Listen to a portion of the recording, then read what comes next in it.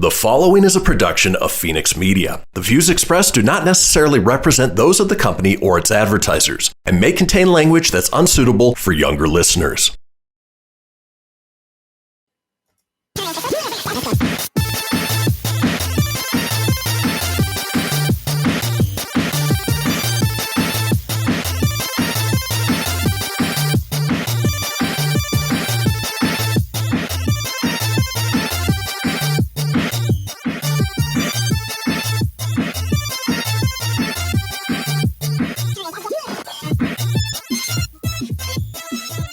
Hello, everybody, and welcome to episode 67 of the Proton Pack podcast.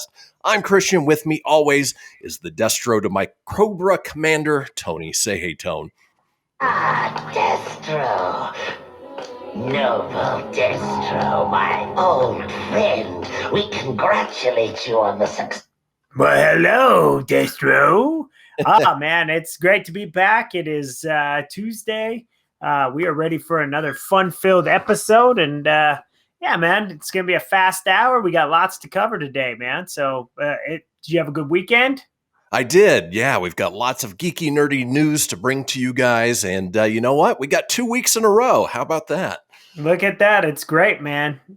Another week, another geeky, nerdy shirt, man. Let's roll with it, baby. Right on. Well, let's go ahead and kick things off the way we do each and every show, talking some shameless plugs. It's shameless plug time! It is in these hills that Juan Valdez and his trusty goat gather coffee beans every morning. Yeah. Money is cool. Money is cool. Speaking of which, we talk about Rough Riders, which is our local 501c3 dog rescue nonprofit dedicated to to the transported dogs from the outlying rural areas of Nevada, bringing them into Reno and the more metro areas, working with local shelters, local rescues, find them homes, give them a second chance at life. If you want to donate or find out more information about Rough Riders, head over to roughriders.org. That's ruffriders.org, or on Facebook at facebook.com/Rough Riders Saves. Now, Tony and I also do a daily morning show, a little more variety, a little less geeky, nerdy like this one. Tony, go ahead and tell folks about it. Yeah, so you could check us out Monday through Friday as we do the Kristian Phoenix radio show, which is your daily dose of laughs and levity in a crazy, crazy world that we live in. We'll feature topics from entertainment, comedy, sports, music, and more. We are a 1 hour fast, entertaining morning show. So join me, Tony Spark, on that show. I'm just Tony here, but Tony Spark on that show. Kristian Phoenix, the savage one. And we'll bring you all the good laughs. We'll cover stuff. You can find us on Apple Podcasts, Google, Spotify, Stitcher, Anchor Breaker, CastBox. We're all over. Anywhere you can get your podcast, you can take a look and give us a listen. And we'll be streaming on TV. We have an app, which I'll let you do the app because I don't have my cheat sheet that tells us the exact what the app's called, but you should download. It's the ngbn.tv app. So, if on your streaming TV, whether it's Apple TV, Amazon Fire TV, Roku TV, soon on Xbox and PlayStation, you can download and watch any of the Phoenix Media shows, including this one and the Kristian Phoenix radio show as well. So do it. You can also get it on your mobile device as well. Free to download. Free. Yeah. All right. Well, as we've been doing over the last few weeks since we went to the more streamlined 1 hour version of this show, before the first break, we've been doing reviews of Disney Plus shows. Last week we did Mortal Kombat. Well, today we are back to the Disney Plus shows, talking The Bad Batch. This is the Star Wars Clone Wars spinoff that, as of last Friday, they dropped their third episode. Tony, I know you've seen the first two so far, but I got to say, I'm really enjoying the show. Dave Filoni, who is the showrunner for it, taking great care to tell a wonderful story.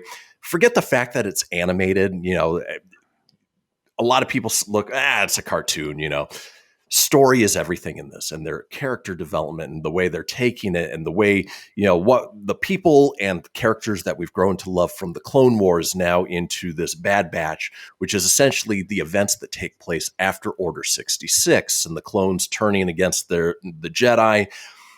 the way that they're setting up the transition into the Empire and the original trilogy is just brilliant.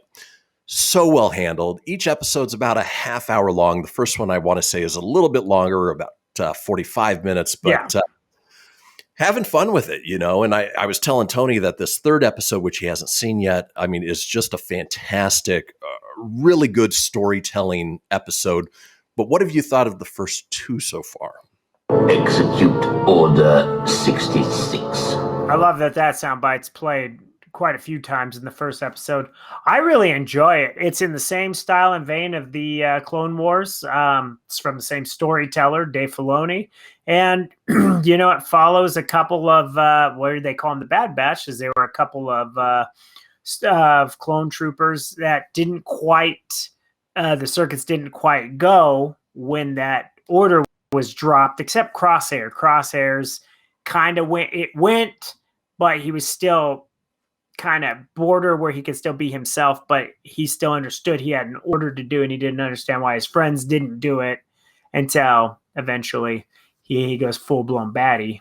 But I'm enjoying the story so far, and these are characters I have no familiarity with. It's just another way to tell another story in the Star Wars saga. It doesn't have to be about the Skywalkers and stuff. I mean, the main story. This diverts off to the side and tells a side story about characters. And, there's the Jedi that got away, and I hear he ties into the Rebels down the line, which is another Star Wars animated show, which was great.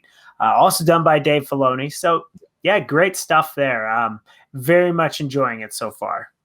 Well, I like the fact that, the bad guy that they're battling this season is one of their own former, not only clones, but troopers, part of the Bad Batch as well. And the fact that he's just relentless and it almost makes him a scarier villain than if the Empire had just brought in, the villain of the week for this season. So right. I'm enjoying it. I love the way the characters play off of each other. And then, of course, the main character that we're following is Omega, who is some sort of clone. She is a, clone child, but we don't know of who and for why. So that's going to be the overarching story for this is, what is her relationship to the rest of the clones and the Empire? Yeah, we should find out soon. It's an entertaining show. You can check it out. It drops every Wednesday now, right? Is it every Wednesday they're putting out, or is it every Friday? Yeah. So okay, Wednesday was just a special. Okay, exactly. So it's the Friday ones, but 3 episodes are out now. You can check it out on Disney Plus. Let us know what you think. We'd love to hear. Yep. Well, folks, that does it for our review of The Bad Batch. When we come back, we're talking TV news. So don't go anywhere. We'll be right back.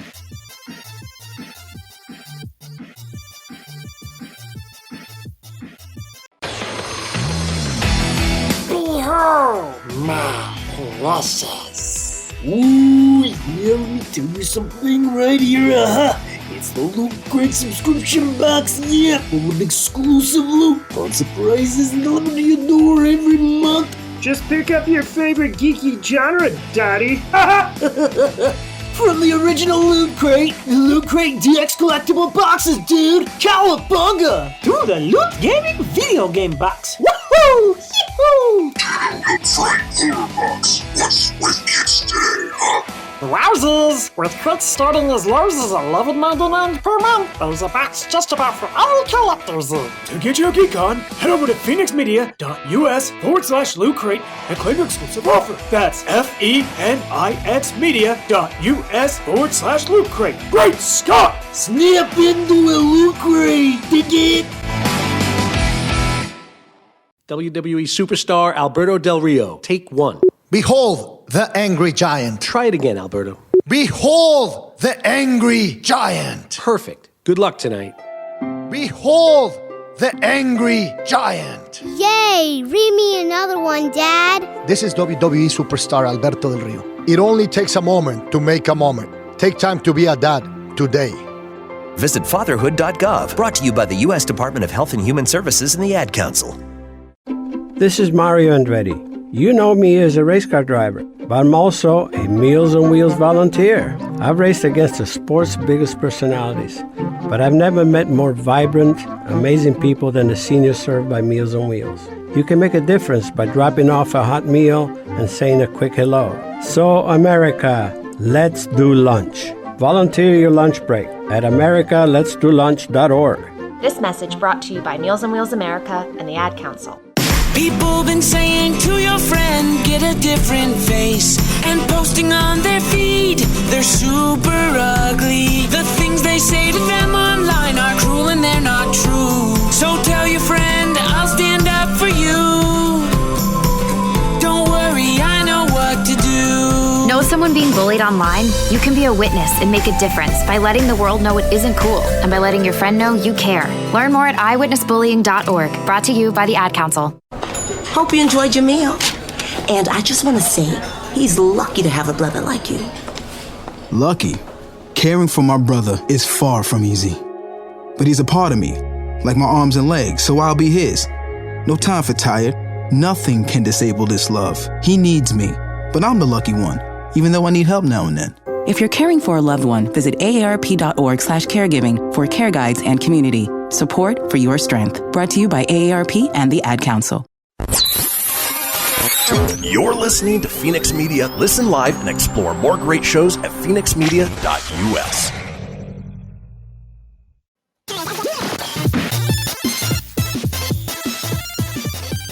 And welcome back, folks, to the Proton Pack podcast. Oh, we're on episode 67, and we just finished up our review of The Bad Batch, at least the first couple episodes so far. With that being said, this being the second segment, let's go ahead and get into that TV news for y'all. Bazinga! The cream of the crop! Hey, baby. Let's go, Bob. Excellent. Hail to the king, baby. All right. First thing in our TV news, we're talking Netflix and the, probably one of the most popular series on that channel. And of course, we're waiting the long-awaited return of season 4. Well, back in March, Stranger Things cast member Gaten Matarazzo, boy, that's a hard one to say. Gaten Matarazzo said that no one really knows when filming on the Netflix show's 4th season will wrap since the pandemic has disrupted production so much. According to Matarazzo, we still don't know day to day if we're going to be filming next week. Well, we know some filming is happening now because genre icon Robert Englund took to social media to confirm that he is currently in Atlanta to film his Stranger Things Season 4 role. What's with kids today, huh? No respect. No respect. Englund's Stranger Things involvement was announced near the end of last year when Deadline reported Englund will be playing the recurring character Victor Creel, a disturbed and intimidating man who was imprisoned in a psychiatric hospital for a gruesome murder in the 1950s. Since no one knows when Stranger Things Season 4 is going to finish filming, we also don't know when the new episodes will be reaching the Netflix streaming service.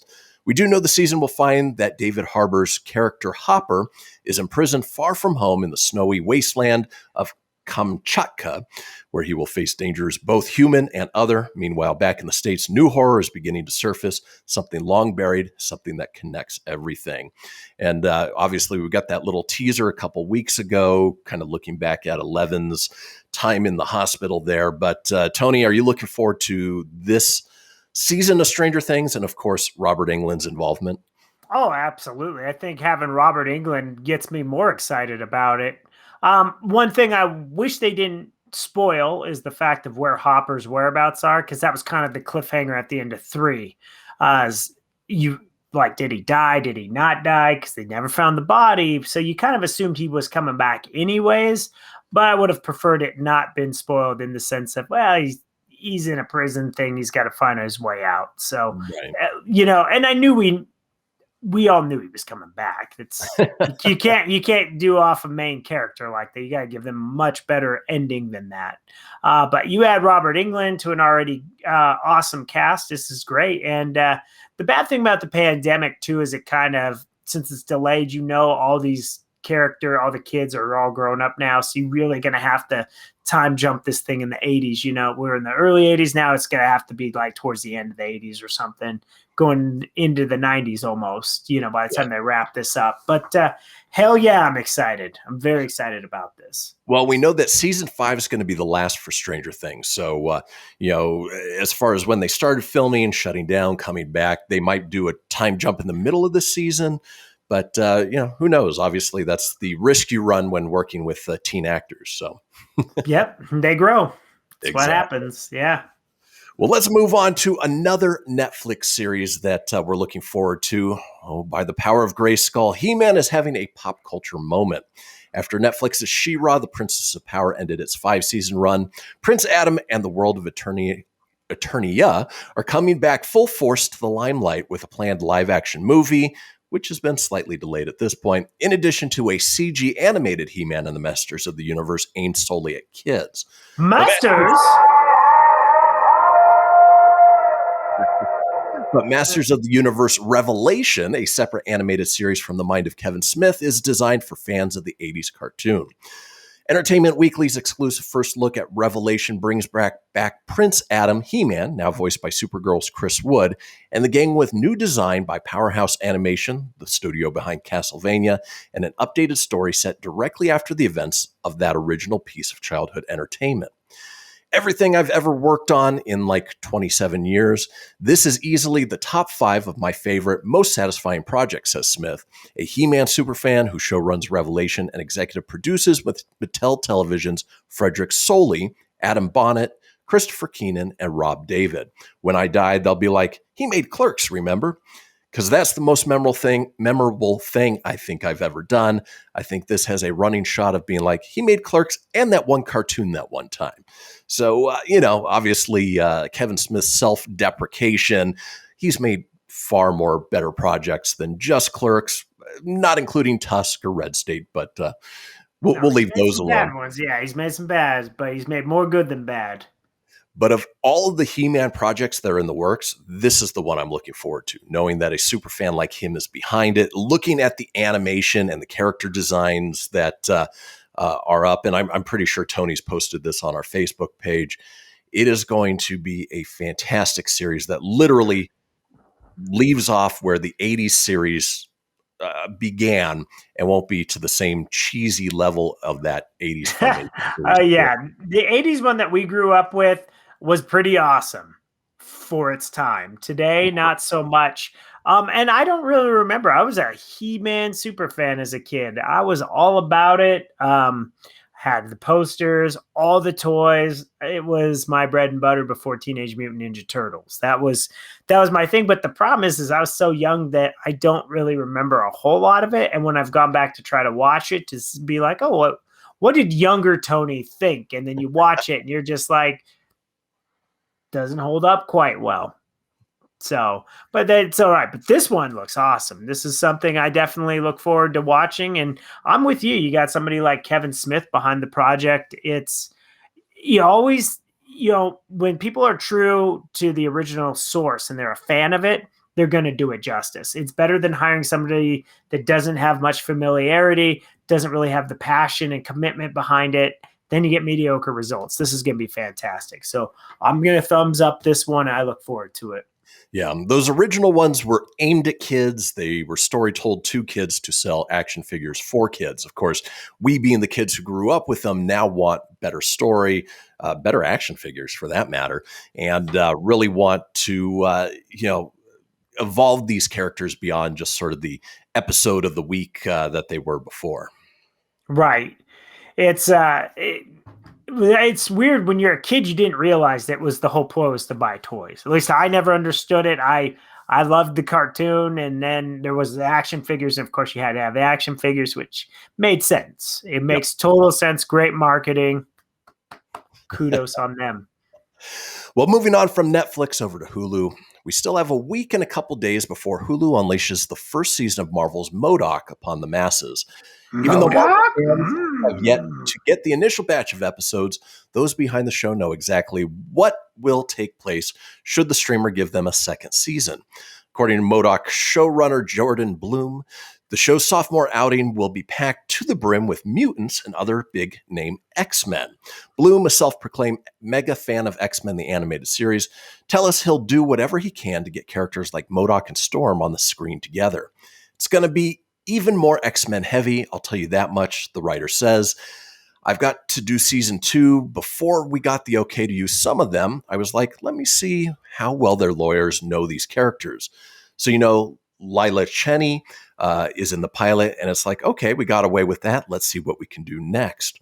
The writer adds that he and the writer's room were able to get away with adding Mr. Sinister to the show's first season, an A-list X-Men villain in his own right. The X-Men floodgates have opened, Bloom admits. So yeah, there are some bigger guys I'd love to show up on season 2. I think I would love to write a Storm M.O.D.O.K scene if I'm allowed to, so that would be my pick, yeah. Tony and I, both huge X-Men fans growing up, obviously the animated series, the Jim Lee run in the comic books. They weren't part of Marvel for the longest time. They were owned by Fox, but with the Fox acquisition, bringing them back into the fold, we're going to see so many more X-Men in the big screen, the small screen, and it looks like our first taste may be here with the non-canon M.O.D.O.K series. Let's go, bub. You could have a lot of fun with that. I can't wait to see what X-Men characters show off, even if they're just show up in M.O.D.O.K. I was going to say, even if they're throw-off characters, like they're not big ones. Look forward to seeing what they do with it. I anticipate M.O.D.O.K's can be a very interesting show that it will probably not get quite the views that most Marvel stuff does, because I don't think a lot of people are going to know what M.O.D.O.K is, and I'm excited, man. It's going to be a really fun show, I feel, but would love to have anything X-Men. If you go to your local Target, X-Men's everywhere now. The action figures, the old Tiger handheld electronic games that were really shitty back when we were kids. So they have those there. I mean, hey, they're making a comeback. Disney's making no shame that now that they own the rights to X-Men, you can whore it out. Because I was so pissed when Fox and Disney were separate. Obviously, X-Men were with Fox. They got buried. Yep. Just eliminated from existence, like they didn't exist. Instead, we got, what was that really crappy MCU version? The Inhumans. The Inhumans. It sucked.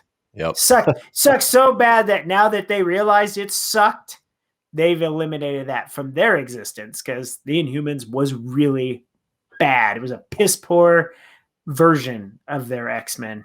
I didn't even see it. And then finally, before we close out TV news, this one, a bit of exciting Marvel hiring news. Well, Marvel has hired 2 directors to helm its upcoming Secret Invasion series, both of whom have roots in directing more dramatic fare. According to the Hollywood Reporter, Thomas Bazooka, well, that's a cool name. That is a cool name. The 2020 Kevin Costner crime thriller Let Him Go, and Ali Salim, who worked on the Hulu's 9/11 miniseries The Looming Tower, will help bring the Secret Invasion storyline to life on Disney+. The upcoming Disney Plus series will adapt the famous Marvel crossover event where the shape-shifting alien race known as the Skrulls have taken the identities of powerful figures in the Marvel Universe, including members of the Avengers. Perhaps Marvel is looking to lean into the dramatic nature of the storyline by hiring Bazooka and Salim. Samuel L. Jackson will star as Nick Fury, and he'll be joined by Ben Mendelsohn's Talos, a Skrull introduced in Captain Marvel. With this news, Tony, are you more excited about Secret Invasion, even more so than even knowing that this is even a project that they're working on? Oh, well, I'm excited that it's a project. I'm excited that it's happening. You kind of get the tease at the end of Captain Marvel. So it's something that, I'm definitely excited about. The directors don't make me want to see it more or anything. It's not like it adds more for me personally. It's great that there's some high-end directors behind it. I hope this goes to the Kevin Smith theory that they're big fans of the product and really believe in it, so they could give us the very best.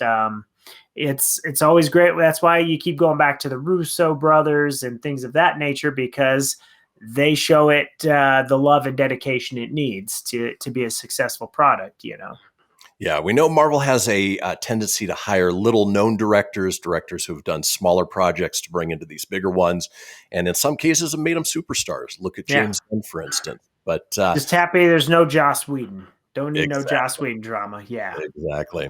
Well, folks, that does it for TV news. When we come back, we're going to talk weekend box office, movie news, so don't go anywhere. We'll be right back.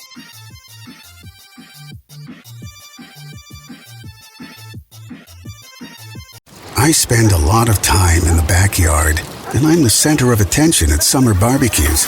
In '96, I made some of the tastiest s'mores. And in '09, it was me, your backyard fire pit, that accidentally started a wildfire when a summer breeze carried one of my embers into some dry brush. Spark a change, not a wildfire. Visit SmokeyBear.com, brought to you by the U.S. Forest Service, your state forester, and the Ad Council. Only you can prevent wildfires. My name is Lola Silvestri, and I'm going to be 95 this year. I was very independent. I fell, and I had to have Meals on Wheels. America, let's do lunch.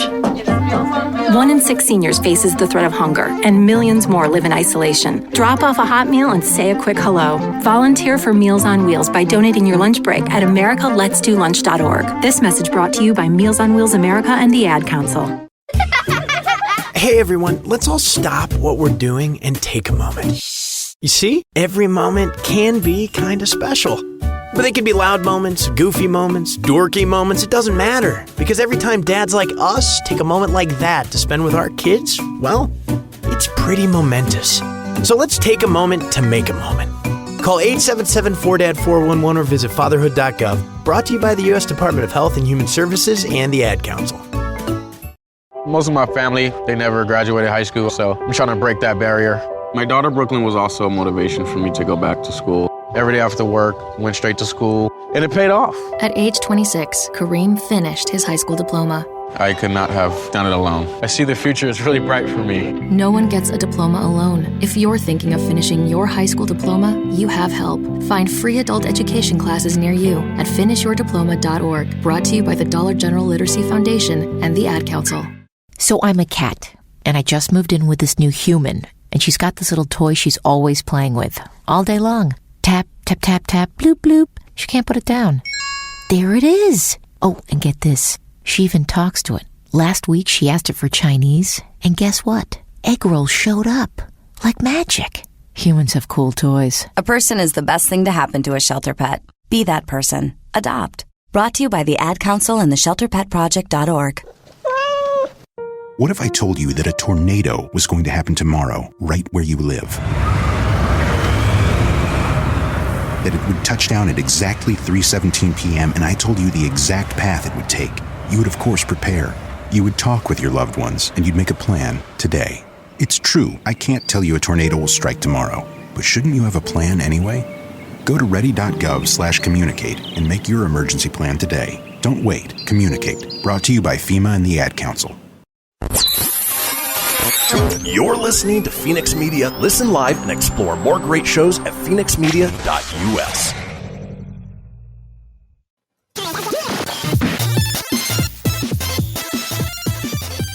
Welcome back, folks, to the Proton Pack podcast. We just finished up our TV segment of geeky, nerdy news in that respect. We're moving on now into movies, but not before we talk about the weekend box office.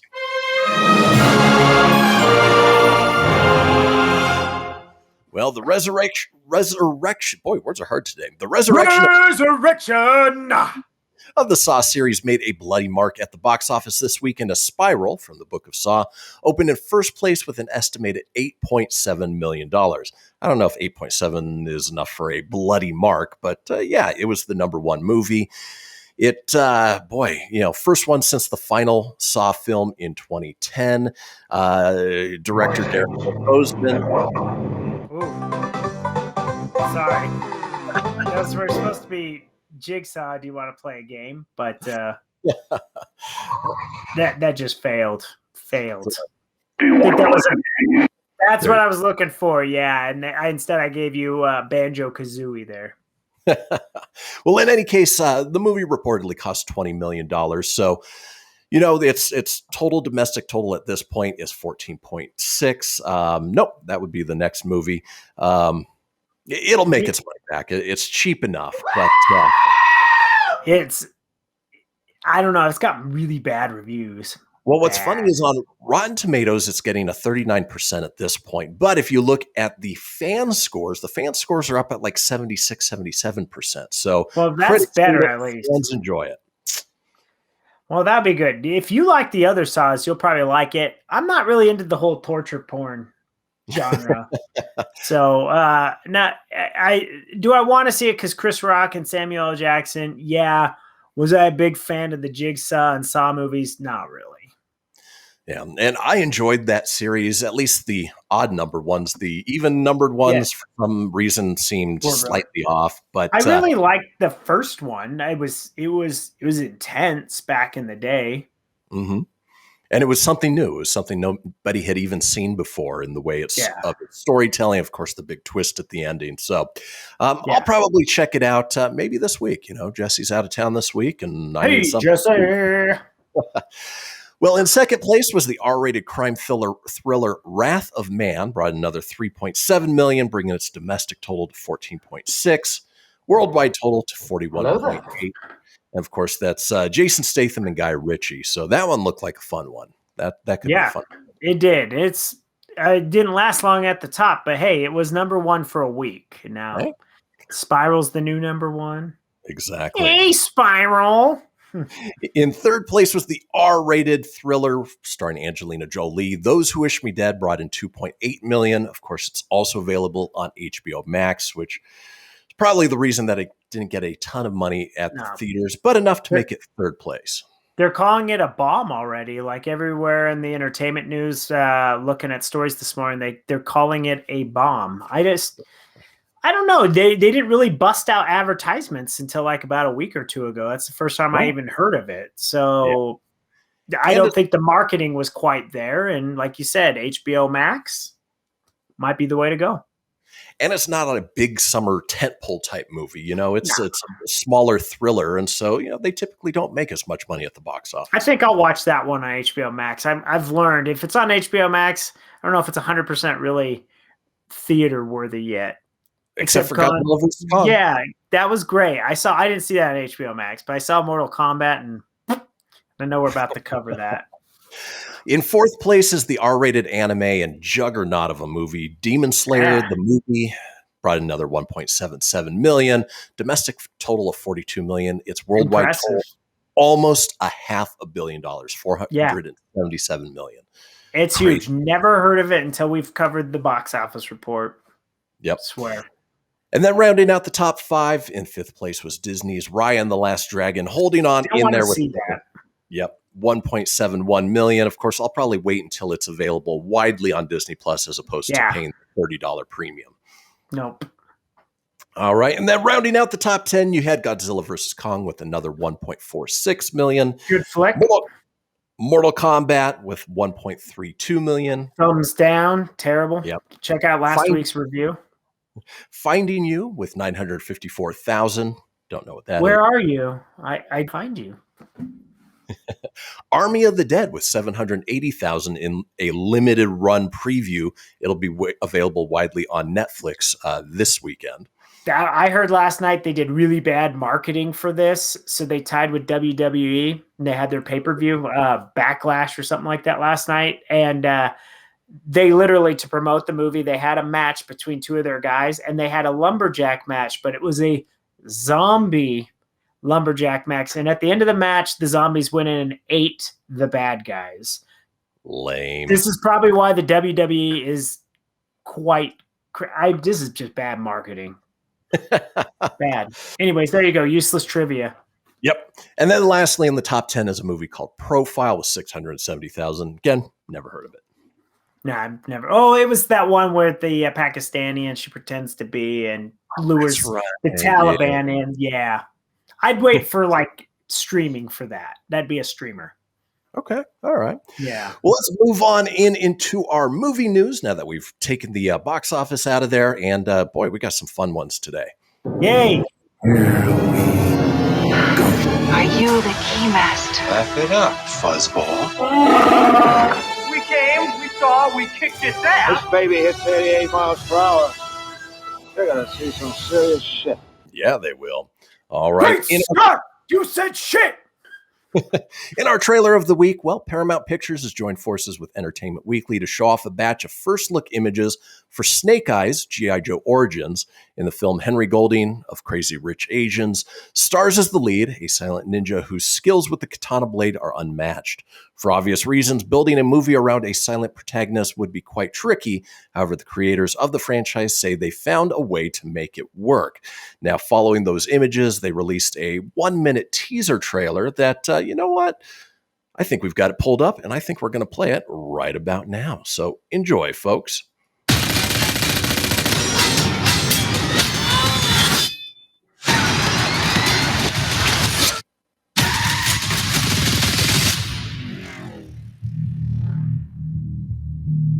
Every warrior has a beginning. I'm on a new level. For 600 years, our ninja have brought peace. Mortal Kombat! I'm on a new level. I need warriors like you. Join us. What do I have to do? I thought the you journey talk. from here is yours to decide.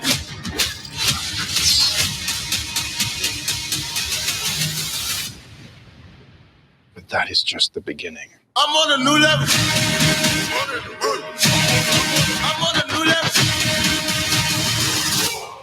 Snake Eyes starring Nicolas Cage. Remember that 90s movie? Different Snake Eyes, pretty sure. Yeah. But in any case, you know, it looks exciting. It's the first G.I. Joe movie was a pile of crap. They had almost nothing to do with G.I. Joe at all, had one of the Wayans brothers in it. They retconned it a little bit with G.I. Joe Retaliation, which was much better, much, much better. And then, of course, now it looks like they're diving a little bit deeper into a more accurate G.I. Joe type movie.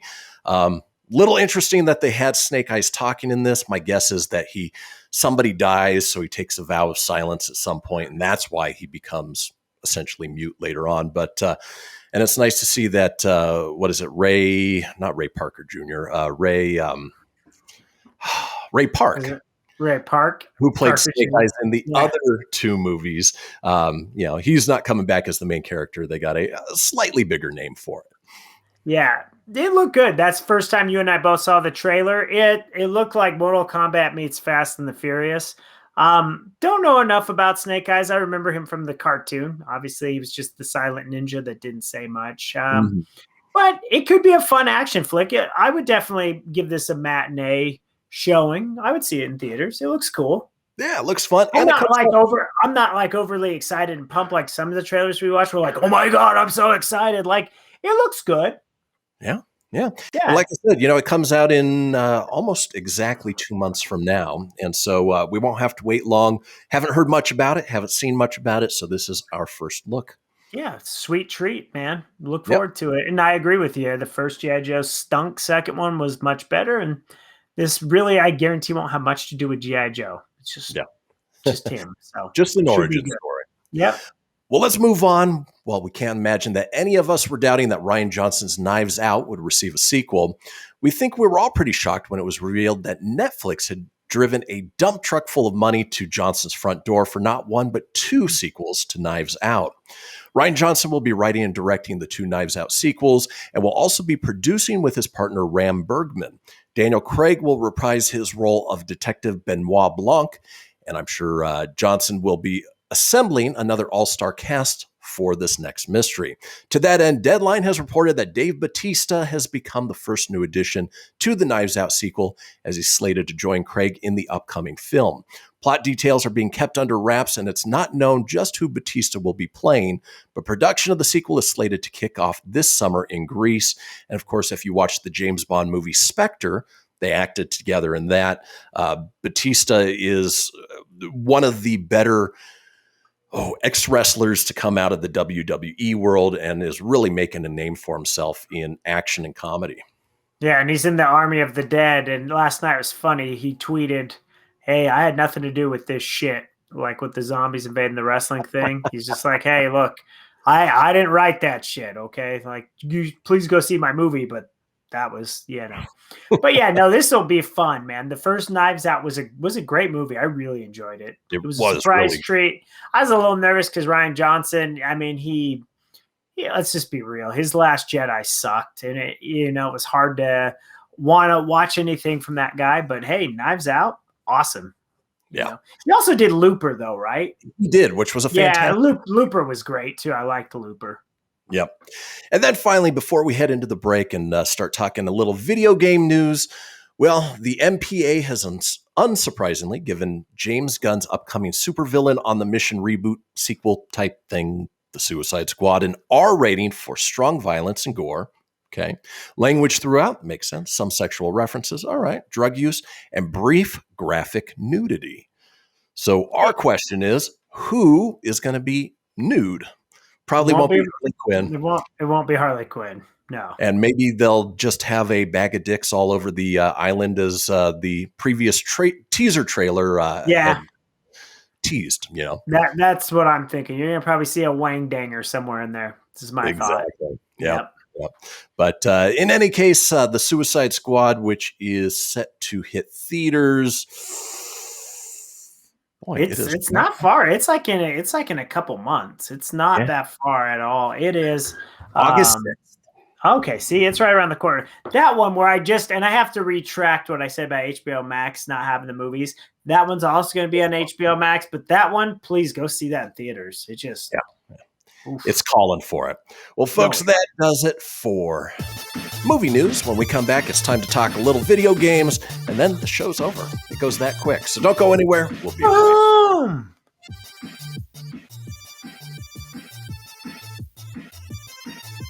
Dear John, I'm leaving. Uncontrolled high blood pressure is serious, and I can quit whenever I want. Why can't we get back to when you checked on me? I don't want to leave, but remember, when I quit, you quit. Sincerely, your heart. Listen to your heart and don't let it quit on you. High blood pressure can lead to a stroke, heart attack, or death. Get yours to a healthy range today. For help keeping yours at a healthy range, text PRESSURE to 97779. A message from the American Heart Association, the American Stroke Association, and the Ad Council. WWE superstar Alberto Del Rio. Take one. Behold the angry giant. Try it again, Alberto. Behold the angry giant. Perfect. Good luck tonight. Behold the angry giant. Yay! Read me another one, Dad. This is WWE superstar Alberto Del Rio. It only takes a moment to make a moment. Take time to be a dad today. Visit fatherhood.gov, brought to you by the U.S. Department of Health and Human Services and the Ad Council. It may be hard to believe, but people just like you are already saving money. FeedThePig.org makes it easy. Their simple savings plan teaches you how to start saving without going overboard, so you don't need to sell all your belongings and live in a commune. These dungarees belong to all of us now, Tom. You don't need to get a second job as a stuntman. We need a new stuntman! You just need FeedThePig.org. Don't get left behind. Get tips and tools at FeedThePig.org. Brought to you by the American Institute of CPAs and the Ad Council. Welcome to Calvin's Barbershop. You all gotta see this. I don't even want to know what you're looking at on that phone. Well, you should. I was learning about the dangers of high blood pressure and that we need to get ours checked regularly. High blood pressure can increase the risk of heart attack or stroke, but this text program can help keep it at a healthy range. Just text Barbershop to 97779 to sign up. I'll get right on it as soon as I'm done with this baby panda video. Text Barbershop to 97779. A message from the American Heart Association and the Ad Council. Behold my precious. Ooh, yeah, let me tell you something right here. It's the Loot Crate subscription box, yeah, full of exclusive loot, fun surprises delivered to your door every month. Just pick up your favorite geeky genre, Daddy. From the original Loot Crate, the Loot Crate DX collectible boxes, dude! Cowabunga! To the Loot Gaming video game box. Woohoo! Yee-hoo! Loot Crate horror box. What's with kids today, huh? Wowzers! With quits starting as low as $11.99 per month, there's a box just about for all collectors. To get your geek on, head over to phoenixmedia.us/Loot Crate and claim your exclusive offer. That's FENIXmedia.us/Loot Crate. Great Scott! Snap into a Loot Crate, dig it? You're listening to Fenix Media. Listen live and explore more great shows at phoenixmedia.us.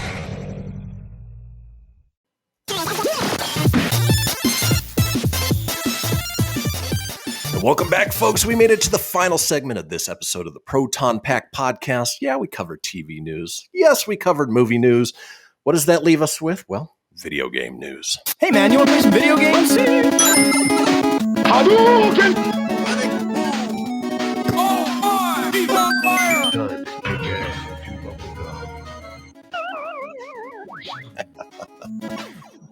All right, first up in video game news, this one actually I found very interesting in, it doesn't relate into any video games in particular, but more a way of video game companies to potentially do business here in the future. Sony Interactive Entertainment has filed a patent for a platform that would allow users to bet on esports using physical currency, Bitcoin, or even in-game items. According to a listing on Patent Scope, Sony initially filed the patent in 2019, but has only published it this month. The patent itself suggests a system where viewers of live-streamed esport events, such as fighting game tournaments, would be able to bet on the outcome of matches whilst watching the action play out in real time. The system would work via a user interface overlay that could be brought up over the stream in order for the user to place their bets. Bets placed could seemingly come in many forms, with the patent mentioning that wagers could be pecuniary. Never heard that before. Pecuniary? Money or Bitcoin, or maybe non-pecuniary, for instance, game assets, digital rights, and virtual currency. That implies that you could earn and then bet in-game currency or even in-game items using that system. It's also possible that wagering digital rights could point to bets using NFTs, non-fungible tokens, in-game. Tony, the idea of betting, utilizing real world money, obviously that's something people do anyway, but utilizing Bitcoin or in-game items, what do you think of that? Do you think that is a big can of worms that they're potentially opening, or do you think that's the next wave of where video games are going? Can of worms, and a little of column A and column B. I think you get the can of worms because you're going to get the younger audience, the kids that already accidentally used mom and dad's credit cards to buy the skins, the weapons, and all this stuff that keeps those, the basic free games or even the cheap games with the stuff coming in. I think when you start trying to bet and you put up characters, you're going to have things like the young kids that don't understand betting. Plus, you're kind of teaching them the wrong stuff at a young age, which is not good.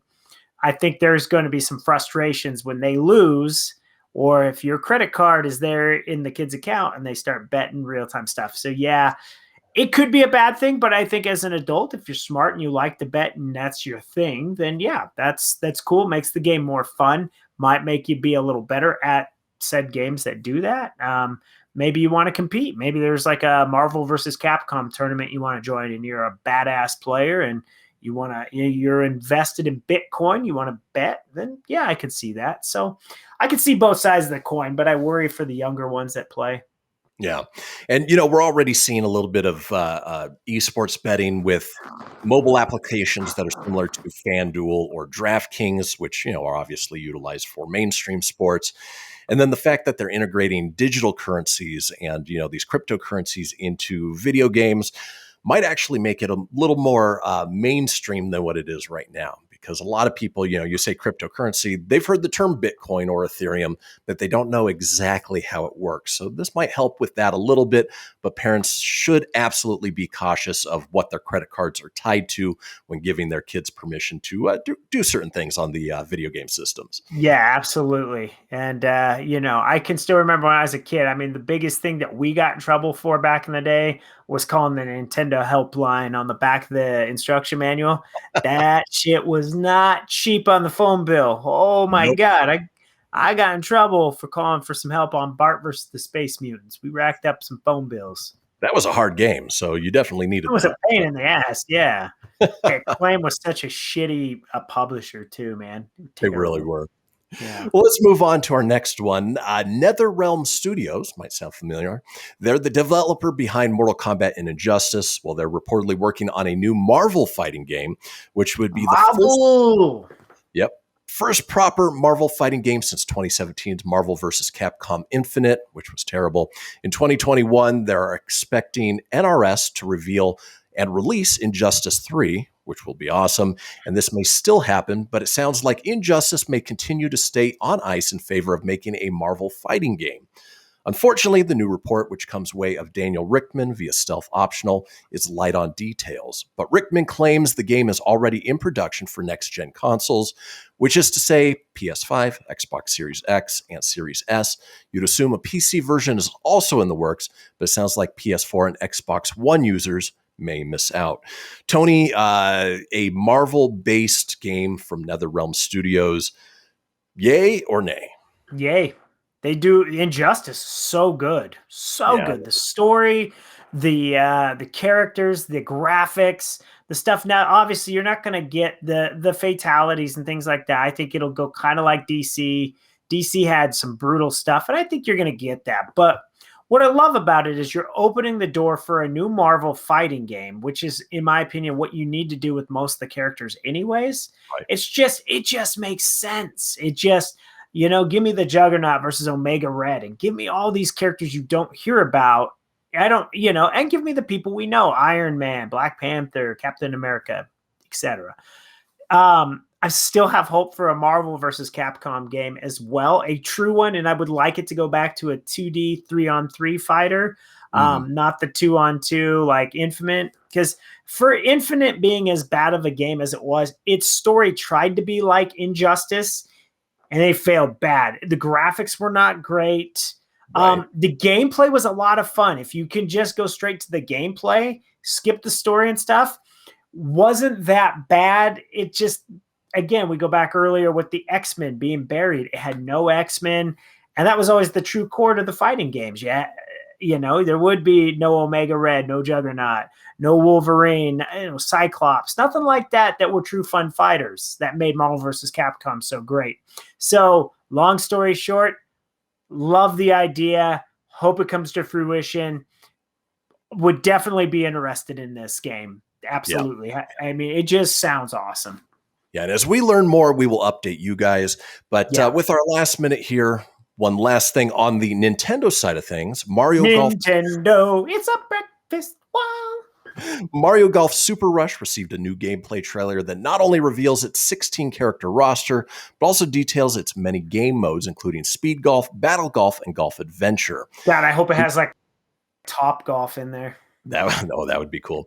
Nintendo Switch's Mario Golf Super Rush will be released on June 25th, 2021, and the roster includes Mario, Luigi, Wario, Waluigi, Princess Peach, Daisy, Yoshi, Bowser Jr., Boo, Donkey Kong, Rosalina, Pauline, Toad, Chargin' Chunk, King Bob-omb. So, if you're a fan of the Nintendo licensed Mario games that are adjacent to, Mario itself, this looks like it could be a fun one with some great. I think it'll be fun. Surprisingly, you wouldn't think like Mario sports stuff is like all that fun. You're just kind of like, eh. But the previous golf ones, a lot of fun. This one looks really cool. I look forward to it. Just like any other Nintendo game. Love it. Whore out Mario. It's fun. Yep. Right around the corner. You can pick it up June 25th. But folks, that does it for another edition of the Proton Pack podcast. Wow. Be sure to follow us on social media, anywhere you get social media, at Proton Pack Podcast. With that, we'll see you guys next week. Tony, anything you want to leave the listeners with? It's brief. It's easy. Subscribe, commentate on or comment down in the comments, share. And please, the more you share and subscribe, the more we can do these things for you. So thanks for watching. We love you guys. Peace. Marvel. I am. Hasta la vista, baby. That's it, man. Game over, man. It's game over. Woo! Mommy, where's Fluffy? Goodbye.